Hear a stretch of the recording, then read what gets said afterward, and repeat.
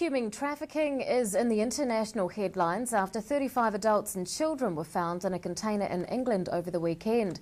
It's believed that more than 2.5 million people a day are caught up in the practice. And while New Zealand is not subject to this level of activity, the government is diligent in regional and international efforts to combat trafficking. Here to talk more on the subject is Professor of International Relations, Robert Patman. Good evening. Good evening, Rebecca. Firstly, is human trafficking different from people smuggling? Yes, it is. I mean, human trafficking does not necessarily involve the illegal crossing of borders, and it can be done through conventional means of transport. Whereas people smuggling does involve normally the illegal crossing of borders. And there's another big difference in the people being transported, and that is that people being transported human trafficking, they're normally regarded as commodities by the people who are sending them, organising the transportation. People smuggling, it's normally the people who pay the smugglers to transport them.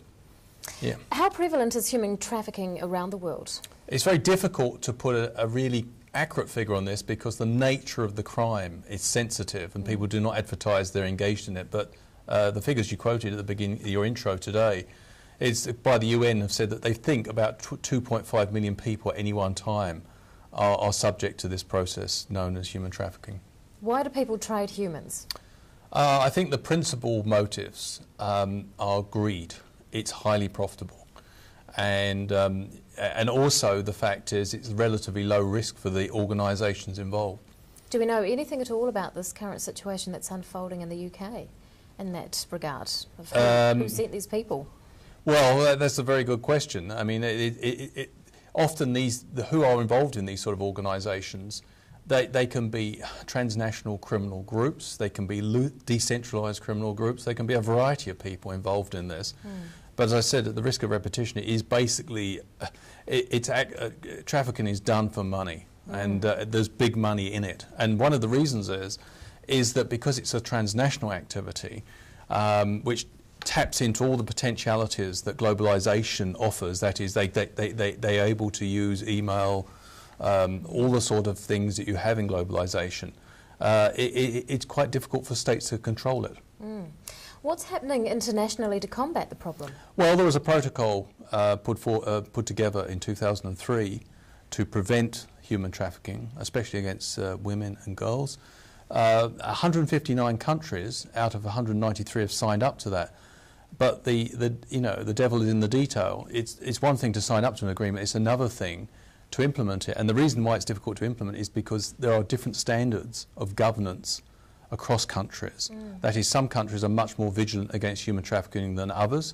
And since we don't at the moment have a sort of overarching international organisation which deals with this problem, a sort of global police force dealing with human trafficking, then there's plenty of opportunities for criminals to exploit loopholes.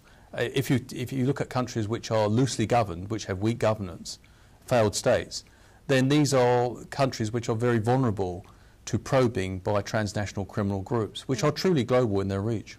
It does seem difficult to enforce a protocol when a lot of this sort of thing is happening under the radar. Yeah. Would that suggest then that officials in some countries know about it? I would say that officials in some countries get paid off by some of the organisations. Just because we have New Zealand's one of the least corrupt countries in the world. It's often, if you live in a country, and it's a privilege to live in this country, where there's such little corruption, you often assume that the rest of the world's like it. Well, it isn't. Are we seen as a likely destination? Well, according to the United States State Department, New Zealand is a destination for human trafficking, and in 2014 they reiterated this claim.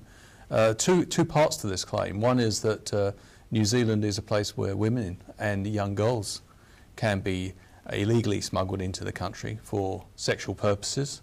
And secondly, there's been claims about labourers from Indonesia being brought into the country as forced migrants.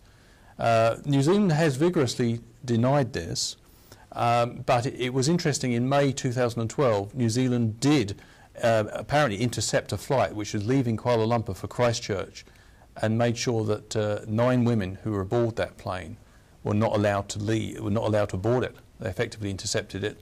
They obviously had information that these women were being used for illegal purposes, and tried to nip the operation in the bud. Professor of International Relations, Robert Patman, thank you very much for your time.